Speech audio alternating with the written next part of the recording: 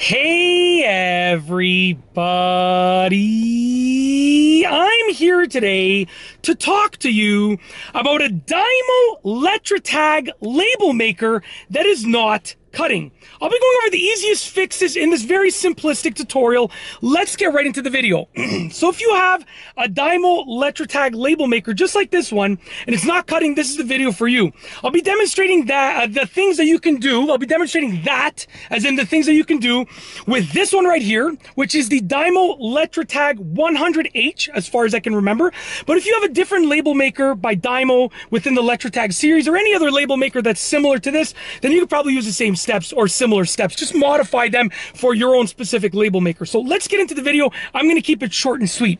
So first and foremost, there's going to be a cutting mechanism to cut the labels. So right here, this button right here is the button that you press, and it activates a little blade inside of there, and that blade inside of there cuts the label. So when you press this, the blade inside of there will basically slice apart the label from the part that you printed from the rest of it in the cassette. So the first thing that you want to do is open this up. So open the door up to expose the tape cassette, and you want to remove the cassette. Okay, so you're gonna want to take that cassette out. That's basically what creates the label. Now you want to take a look at the cutting mechanism in there. So you want to essentially take a look at the cutting mechanism and see if anything is obstructing it. See if there's anything sticking to it, anything at all, because that is like a tape substance. Sometimes it gets sticky, and there might be a little piece of tape caught on the cutting mechanism.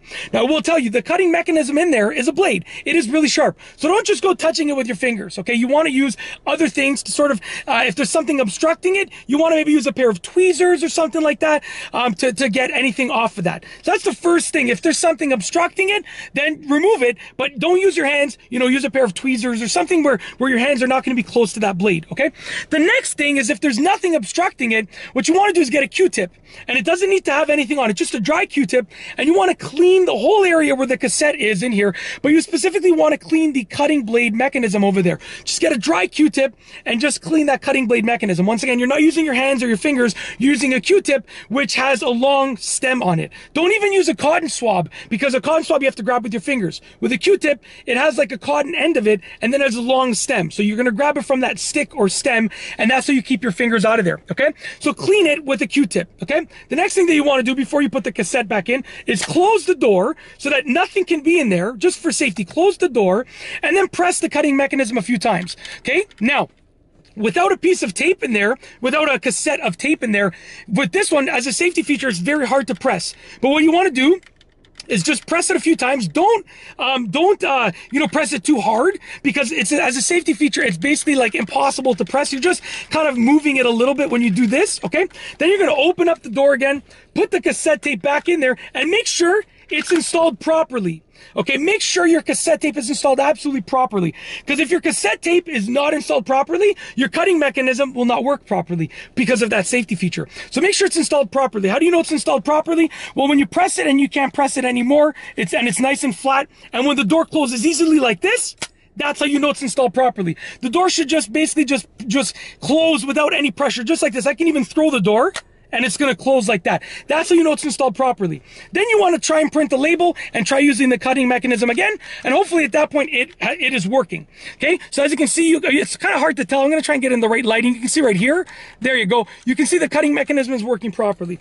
The most effective thing that you can do is make sure that cassette is installed properly, because oftentimes when the cutting mechanism is not working properly, it's because the cassette isn't pressed in all the way, and it's also because something sticky is just stuck to it. So you want to essentially just, make sure the cassette is installed properly, make sure you clean it with a Q-tip, and yeah, you should be good to go. Hopefully you can fix your Dymo Letratag label maker. Once again, this is the 100H, but if you have another label maker within the Dymo Letratag series, or any other label maker that's similar to this Dymo Letratag, you can probably use the same method or similar method. Just adjust the instructions according to your own specific label maker and its specifications. And that is truly it. If you like this video, please be sure to give it a thumbs up. Let me know what you think down below as a comment, and of course be sure to subscribe for more great videos just like this one. And that's all I have for you today. Thanks for watching.